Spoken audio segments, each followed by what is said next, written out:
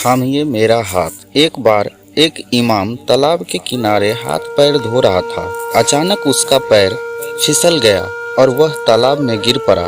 इमाम का गिरना था कि तालाब के किनारे खड़े लोग उसे बचाने का उपाय करने लगे। एक आदमी ने अपना हाथ इमाम की ओर बढ़ाते हुए कहा, इमाम साहब, अपना हाथ मुझे दे दीजिए, मैं आपको बाहर खींच लूँगा। वह यही बात बार बार दोहराता रहा, पहले थोड़ी धीमी आवाज में, फिर जोर जोर से चिल्लाकर।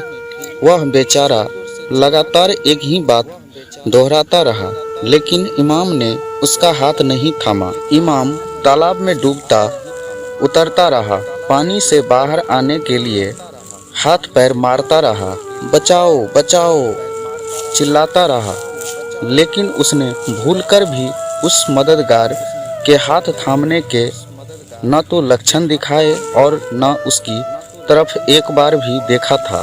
तब लोगों ने सोचा कि इमाम बुद्धिमान आदमी है, उसे ऐसा लग रहा होगा कि जो आदमी उसकी तरफ अपना हाथ बढ़ा रहा है और उन्हें अपना हाथ देने को कह रहा है, वह इतना कमजोर है कि वह इमाम को तो क्या बाहर निकालेगा, इस चक्कर में स्वयं भी तालाब में जा गिरेगा। तब और लोगों ने उस आदमी की तरफ जोर जोर से यह बोलना शुरू कर दिया कि इमाम साहब, अपना हाथ मुझे दे दीजिए, मैं आपको बाहर खींच लूँगा।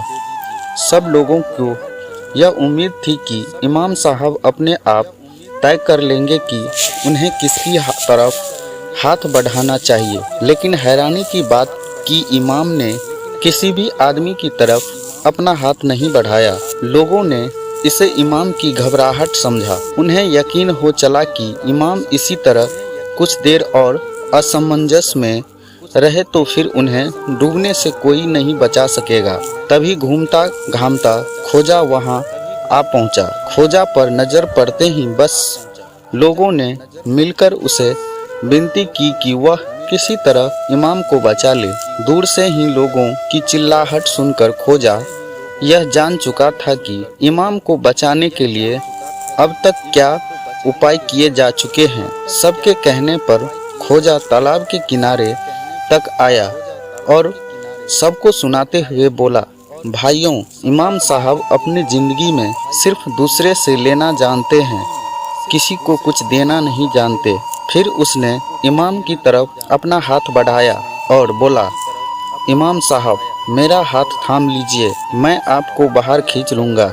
यह सुनते ही इमाम ने लपक कर खोजा का हाथ थाम लिया। फिर उसी हाथ का थामे हुए वह तालाब के किनारे आ लगा। दोस्तों, अगर आप चैनल पे नए हैं तो चैनल को प्लीज़ सब्सक्राइब कर लीजिए और इस कहानी के बारे में आपकी क्या राय है, एक प्यारा सा कमेंट बॉक्स में कमेंट कर दीजिए। धन्यवाद।